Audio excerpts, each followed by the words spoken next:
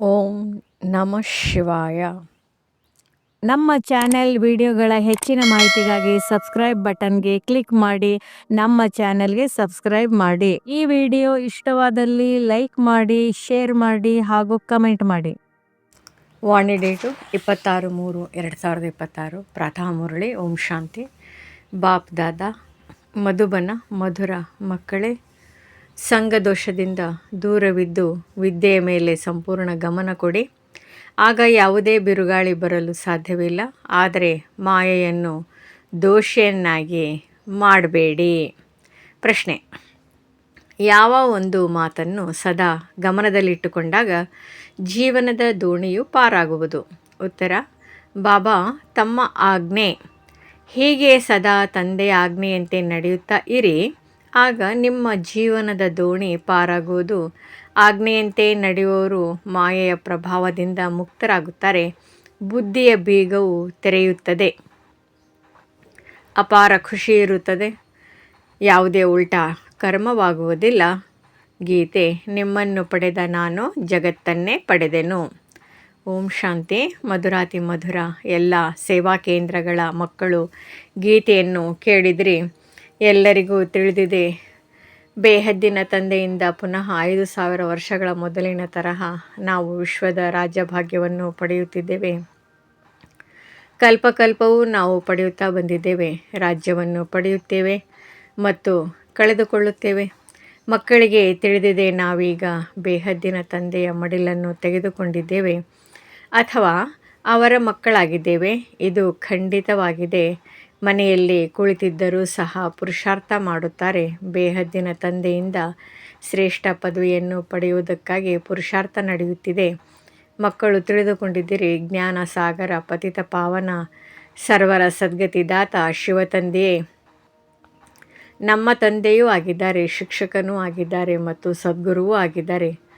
ಅವರಿಂದ ನಾವು ಆಸ್ತಿಯನ್ನು ತೆಗೆದುಕೊಳ್ಳುತ್ತೇವೆ.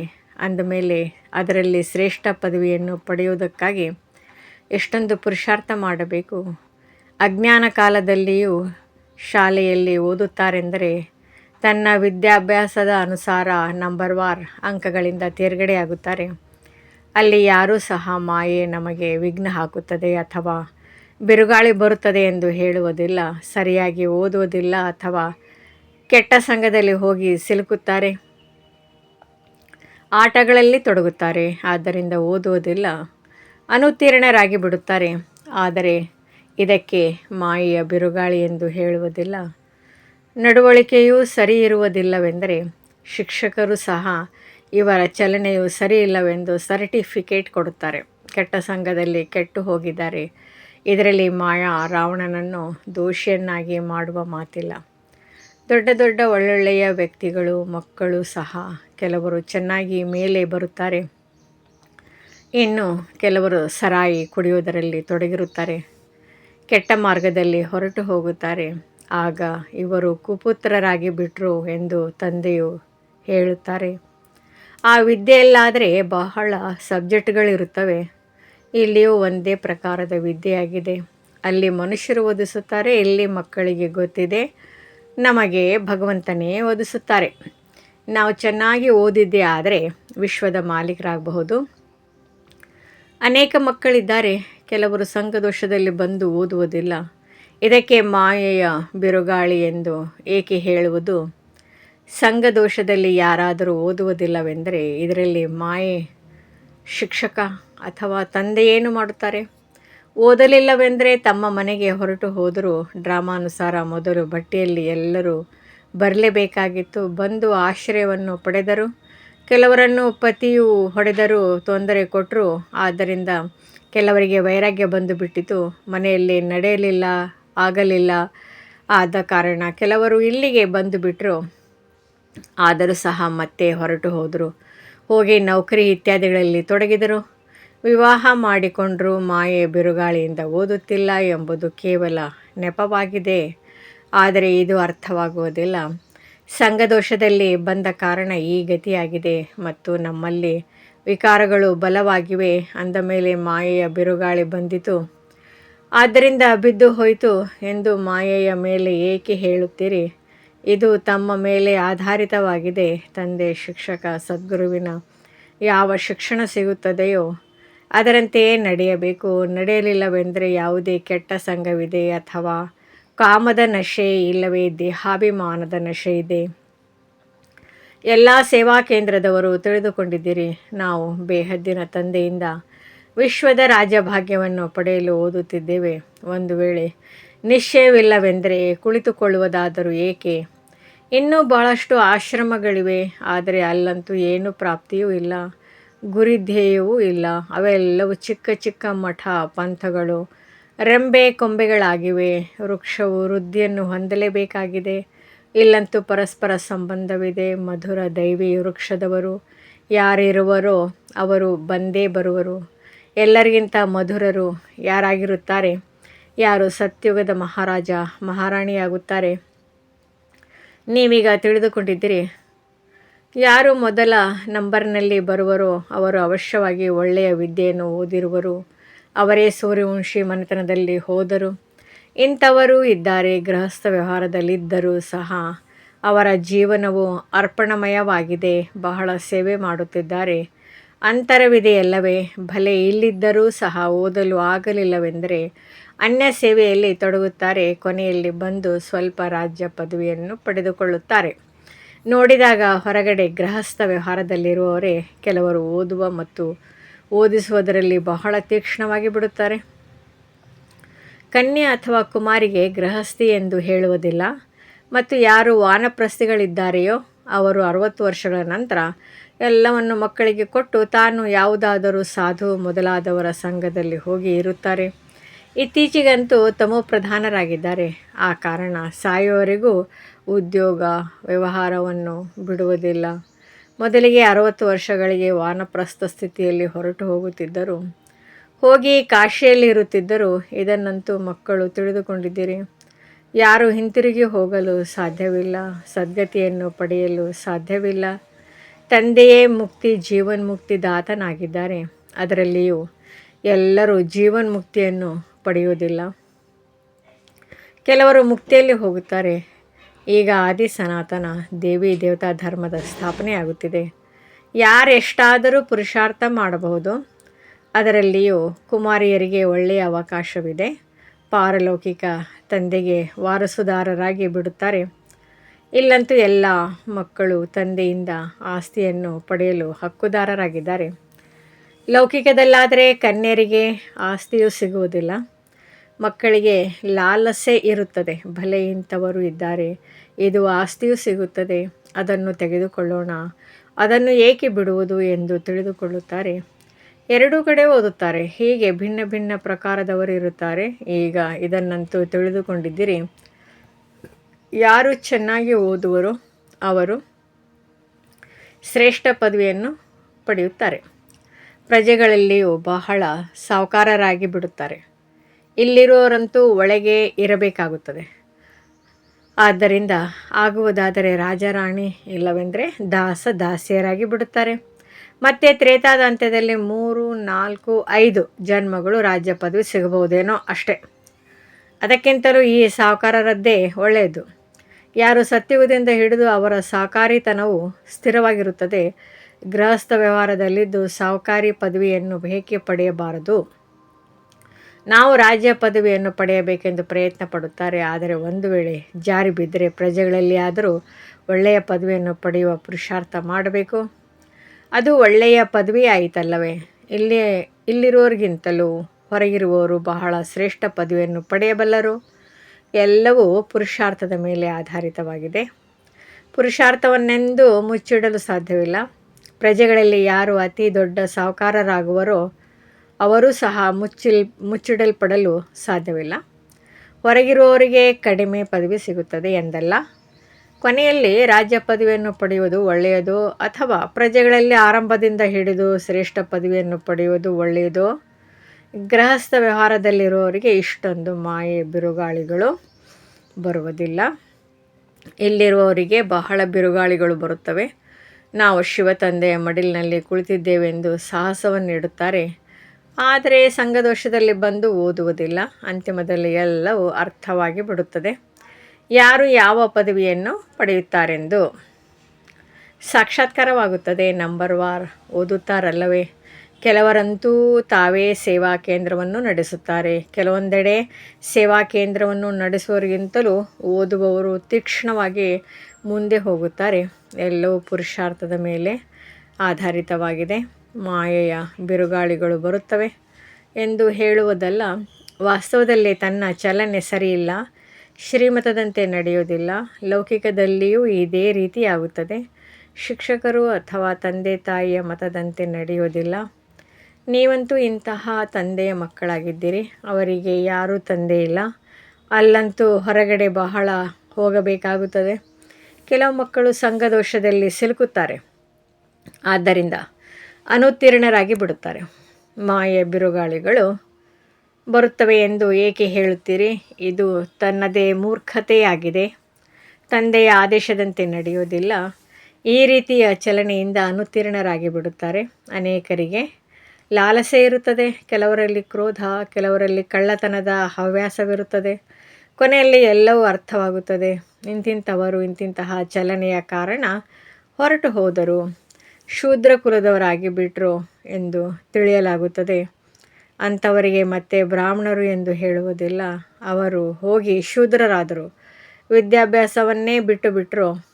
ಸ್ವಲ್ಪ ಜ್ಞಾನವನ್ನು ಕೇಳಿದರೂ ಸಹ ಪ್ರಜೆಗಳಲ್ಲಿ ಬಂದು ಬಿಡುತ್ತಾರೆ. ದೊಡ್ಡ ವೃಕ್ಷವಾಗಿದೆ, ಎಲ್ಲೆಲ್ಲಿಂದಲೋ ಬರುತ್ತಾರೆ. ಯಾರು ದೇವಿ ದೇವತಾ ಧರ್ಮದವರು ಅನ್ಯ ಧರ್ಮಗಳಲ್ಲಿ ಹೋಗಿ ಸೇರಿದ್ದಾರೆಯೋ ಅವರು ಪುನಃ ಬರುತ್ತಾರೆ. ಅನೇಕರು ಬರುತ್ತಾರೆ. ಆಗ ಎಲ್ಲರಿಗೂ ಆಶ್ಚರ್ಯವಾಗುತ್ತದೆ. ಅನ್ಯ ಧರ್ಮದವರು ಸಹ ಮುಕ್ತಿಯ ಆಸ್ತಿಯನ್ನಂತೂ ತೆಗೆದುಕೊಳ್ಳುತ್ತಾರಲ್ಲವೇ? ಇಲ್ಲಿ ಯಾರು ಬೇಕಾದರೂ ಬರಬಹುದು. ತಮ್ಮ ಮನೆತನದಲ್ಲಿ ಶ್ರೇಷ್ಠ ಪದವಿಯನ್ನು ಪಡೆಯುವುದಿದ್ದರೆ ಅವರು ಸಹ ಬಂದು ಲಕ್ಷ್ಯವನ್ನು ತೆಗೆದುಕೊಂಡು ಹೋಗುತ್ತಾರೆ. ತಂದೆಯು ನಿಮಗೆ ಸಾಕ್ಷಾತ್ಕಾರ ಮಾಡಿಸಿದ್ದರು, ಅವರು ಸಹ ಬಂದು ಕೊನೆಗೆ ಲಕ್ಷ್ಯವನ್ನು ತೆಗೆದುಕೊಂಡು ಹೋಗುತ್ತಾರೆ. ಇಲ್ಲಿದ್ದು ಲಕ್ಷ್ಯದಂತೆ ಇರಲು ಸಾಧ್ಯವಿಲ್ಲ ಎಂದಲ್ಲ. ಯಾವುದೇ ಧರ್ಮದವರು ಲಕ್ಷ್ಯವನ್ನು ನೀಡಬಹುದು. ತಂದೆಯನ್ನು ನೆನಪು ಮಾಡಿ ಮತ್ತು ಶಾಂತಿಧಾಮವನ್ನು ನೆನಪು ಮಾಡಿದರೆ ತಮ್ಮ ಧರ್ಮದಲ್ಲಿ ಶ್ರೇಷ್ಠ ಪದವಿಯನ್ನು ಪಡೆಯುತ್ತೀರಿ. ಎಂದು ಲಕ್ಷ್ಯವು ಸಿಗುತ್ತದೋ ಅವರಿಗೆ ಜೀವನ್ಮುಕ್ತಿಯಂತೂ ಸಿಗುವುದಿಲ್ಲ. ಅವರು ಅಲ್ಲಿ ಬರುವುದೂ ಇಲ್ಲ. ಅವರಿಗೆ ಇದು ಇಷ್ಟವಾಗುವುದೇ ಇಲ್ಲ. ಯಾರು ಇಲ್ಲಿಯವರು ಆಗಿದ್ದಾರೆಯೋ ಅವರಿಗೆ ಹೃದಯಕ್ಕೆ ನಾಟುತ್ತದೆ. ಕೊನೆಯಲ್ಲಿ ಆತ್ಮರು ತನ್ನ ತಂದೆಯನ್ನಾದರೂ ಅರಿತುಕೊಳ್ಳಲಿ. ಅನೇಕ ಸೇವಾ ಕೇಂದ್ರಗಳಲ್ಲಿ ಇಂತಿಂಥವರು ಇದ್ದಾರೆ. ಯಾರಿಗೆ ವಿದ್ಯೆಯ ಮೇಲೂ ಗಮನವಿಲ್ಲ ಅಂದಾಗಂಥವರು ಶ್ರೇಷ್ಠ ಪದವಿಯನ್ನು ಪಡೆಯುವುದಿಲ್ಲ ಎಂದು ತಿಳಿಯಲಾಗುತ್ತದೆ. ಒಂದು ವೇಳೆ ನಿಶ್ಚಯವಿದ್ದಿದ್ದೇ ಆದರೆ ನಮಗೆ ಬಿಡುವಿಲ್ಲವೆಂದು ಹೇಳಲು ಸಾಧ್ಯವಿಲ್ಲ. ಅದೃಷ್ಟದಲ್ಲಿಲ್ಲ, ಆದ್ದರಿಂದಲೇ ನಮಗೆ ಬಿಡುವಿಲ್ಲ, ಈ ಕೆಲಸವಿದೆ ಎಂದು ಹೇಳುತ್ತಾರೆ. ಅದೃಷ್ಟದಲ್ಲಿದ್ದರೆ ದಿನರಾತ್ರಿ ಪುರುಷಾರ್ಥ ಮಾಡತೊಡಗುತ್ತಾರೆ. ನಡೆಯುತ್ತಾ ನಡೆಯುತ್ತಾ ಸಂಘದಲ್ಲಿ ಕೆಟ್ಟು ಹೋಗುತ್ತಾರೆ. ಅದಕ್ಕೆ ಗ್ರಹಚಾರಿ ಎಂದು ಹೇಳಬಹುದು. ಬೃಹಸ್ಪತಿಯು ದೆಶೆಗೆ ಬದಲಾಗಿ ಮಂಗಳ ದೆಶೆಯಾಗಿ ಬಿಡುತ್ತದೆ. ಅಂಥವರು ಮುಂದೆ ಕೆಳಗಿಳಿಯಲೂಬಹುದು. ಕೆಲವರಿಗಂತೂ ತಂದೆಯು ಬಹಳ ಹೇಳುತ್ತಾರೆ, ಇವರಿಗೆ ರಾಹು ದೆಶೆ ಕುಳಿತಿದೆ, ಭಗವಂತನನ್ನು ಒಪ್ಪುವುದಿಲ್ಲವೆಂದು ಹೇಳುತ್ತಾರೆ. ಕೆಲವರಿಗೆ ಬ್ರಹ್ಮರವರೇ ಹೇಳುತ್ತಾರೆ ಎಂದು ತಿಳಿದುಕೊಳ್ಳುತ್ತಾರೆ. ಯಾರು ಆದೇಶ ನೀಡುತ್ತಾರೆ ಎಂಬುದು ಮಕ್ಕಳಿಗೆ ಅರ್ಥವಾಗುವುದಿಲ್ಲ. ದೇಹಾಭಿಮಾನ ಇರುವ ಕಾರಣ ಈ ಸಾಕಾರಿ ತಂದೆಯೇ ತಿಳಿಸುತ್ತಾರೆಂದು ತಿಳಿದುಕೊಳ್ಳುತ್ತಾರೆ.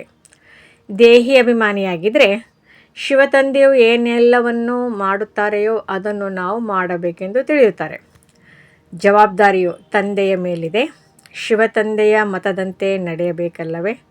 ದೇಹಾಭಿಮಾನದಲ್ಲಿ ಬರುವುದರಿಂದ ಶಿವತಂದೆಯನ್ನು ಮರೆತು ಹೋಗುತ್ತಾರೆ. ಅಂದಮೇಲೆ ಮತ್ತೆ ಶಿವತಂದೆಯು ಜವಾಬ್ದಾರನಾಗಿರಲು ಸಾಧ್ಯವಿಲ್ಲ. ಅವರ ಆದೇಶವನ್ನಂತೂ ತಲೆಯ ಮೇಲಿಟ್ಟುಕೊಂಡು ಧಾರಣೆ ಮಾಡಬೇಕು. ಆದರೆ ಯಾರು ತಿಳಿಸುತ್ತಾರೆಂದು ತಿಳಿದುಕೊಳ್ಳುವುದೇ ಇಲ್ಲ. ಅದರಲ್ಲಿಯೂ ಮತ್ಯಾರು ನಿಮಗೆ ಆಜ್ಞೆ ಮಾಡುವುದಿಲ್ಲ. ಕೇವಲ ತಂದೆಯು ತಿಳಿಸುತ್ತಾರೆ, ನಾನೇ ನಿಮಗೆ ಶ್ರೀಮತ ಕೊಡುತ್ತೇನೆ. ಮೊದಲನೇದಾಗಿ ನನ್ನನ್ನು ನೆನಪು ಮಾಡಿ ಮತ್ತು ನಾನು ಯಾವ ಜ್ಞಾನವನ್ನು ತಿಳಿಸುತ್ತೇನೆಯೋ ಅದನ್ನು ಧಾರಣೆ ಮಾಡಿಕೊಳ್ಳಿ ಮತ್ತು ಮಾಡಿಸಿ. ಕೇವಲ ಇದೇ ಕಾರ್ಯ ಮಾಡುತ್ತಾ ಇರಿ, ಒಳ್ಳೆಯದು. ಬಾಬಾ ತಮ್ಮ ಆಜ್ಞೆಯಂತೆಯೇ ರಾಜರ ಮುಂದೆ ಇರುವವರು ಆಜ್ಞೆ ಮಹಾಪ್ರಭು ಎಂದು ಹೇಳುತ್ತಾರೆ.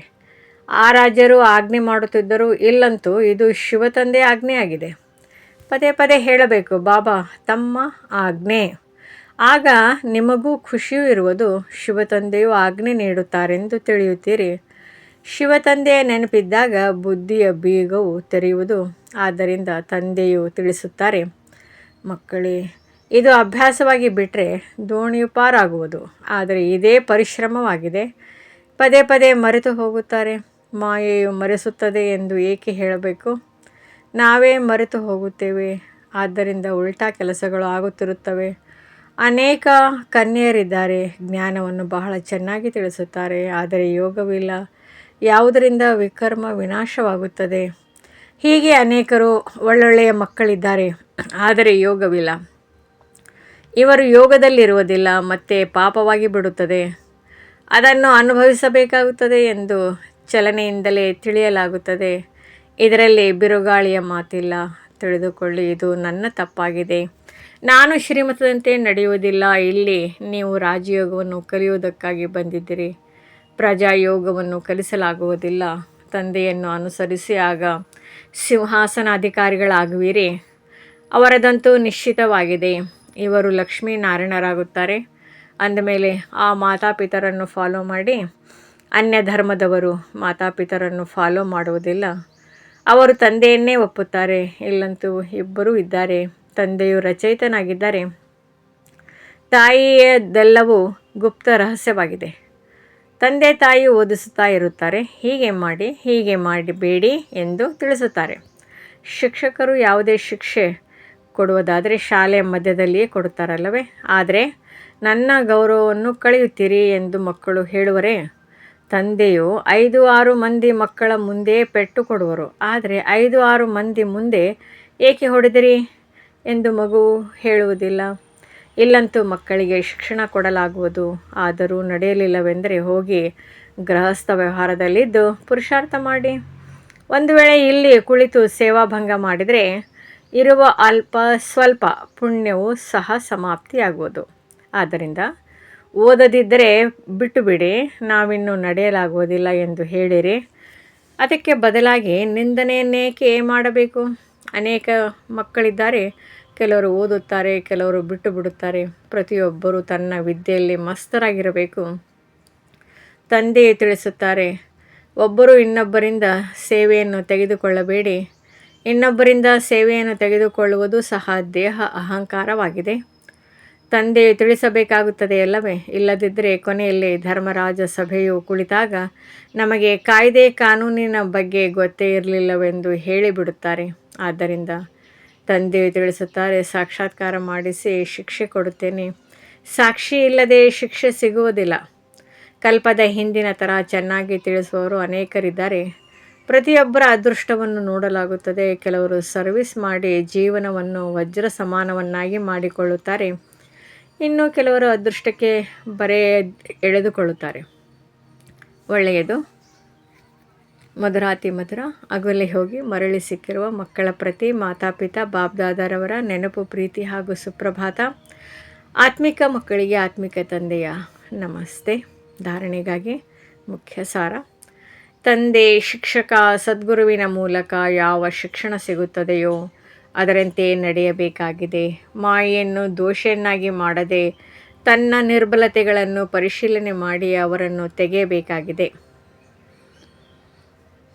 ಅಹಂಕಾರದ ತ್ಯಾಗ ಮಾಡಿ ತನ್ನ ವಿದ್ಯಾಭ್ಯಾಸದಲ್ಲಿ ಮಸ್ತರಾಗಿರಬೇಕಾಗಿದೆ. ಎಂದು ಅನ್ಯರಿಂದ ಸೇವೆ ತೆಗೆದುಕೊಳ್ಳಬಾರದು.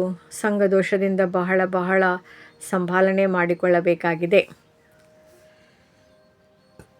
ವರದಾನ. ಸಂಕಲ್ಪದ ಸೂಚನೆಗಳಿಂದ ಸರ್ವ ವ್ಯವಹಾರಗಳನ್ನು ನಡೆಸುವಂತಹ ಸದಾ ಪ್ರಕಾಶತೆಯ ಕಿರೀಟಧಾರಿ ಭವ. ಯಾವ ಮಕ್ಕಳು ಸದಾ ಹಗುರವಾಗಿರುತ್ತಾರೆಯೋ ಅವರ ಸಂಕಲ್ಪ ಅಥವಾ ಸಮಯವೆಂದಿಗೂ ವ್ಯರ್ಥವಾಗುವುದಿಲ್ಲ. ಯಾವುದು ಆಗುವುದಿದೆಯೋ ಅಂತಹ ಸಂಕಲ್ಪವೇ ಉತ್ಪನ್ನವಾಗುತ್ತದೆ. ಹೇಗೆ ಮಾತನಾಡುವುದರಿಂದ ಮಾತನ್ನು ಸಿದ್ಧ ಮಾಡುತ್ತಾರೆಯೋ ಹಾಗೆ ಸಂಕಲ್ಪದಿಂದ ಸರ್ವ ವ್ಯವಹಾರಗಳು ನಡೆಯುತ್ತವೆ. ಯಾವಾಗ ಇಂತಹ ವಿಧಿಯನ್ನು ಉಪಯೋಗ ಮಾಡುತ್ತೀರಿ ಆಗ ಈ ಸಾಕಾರ ವತನವು ಸೂಕ್ಷ್ಮವಾಗಿ ಬಿಡಲಿ. ಇದಕ್ಕಾಗಿ ಶಾಂತಿಯ ಶಕ್ತಿಯನ್ನು ಸಂಗ್ರಹಣೆ ಮಾಡಿರಿ ಹಾಗೂ ಪ್ರಕಾಶತೆಯ ಕಿರೀಟವುಳ್ಳವರಾಗಿರಿ. ಸ್ಲೋಗನ್: ಈ ದುಃಖಧಾಮದಿಂದ ದೂರವಾಗಿ ಬಿಡುತ್ತೀರೆಂದರೆ ಎಂದಿಗೂ ದುಃಖದ ಪ್ರಕಂಪನಗಳು ಬರಲು ಸಾಧ್ಯವಿಲ್ಲ.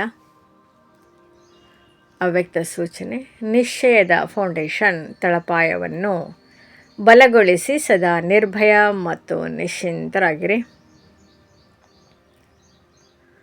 ಹೇಗೆ ಕಾರಿನಲ್ಲಿ ಬ್ಯಾಟ್ರಿ ಯಾವಾಗ ಸ್ವಲ್ಪ ಸಡಿಲವಾಗಿ ಬಿಡುತ್ತದೆ, ಕಾರ್ ತನಗೆ ತಾನೇ ನಡೆಯೋದಿಲ್ಲ, ಇನ್ನೊಬ್ಬರು ಸ್ವಲ್ಪ ತಳ್ಳಬೇಕಾಗುತ್ತದೆ.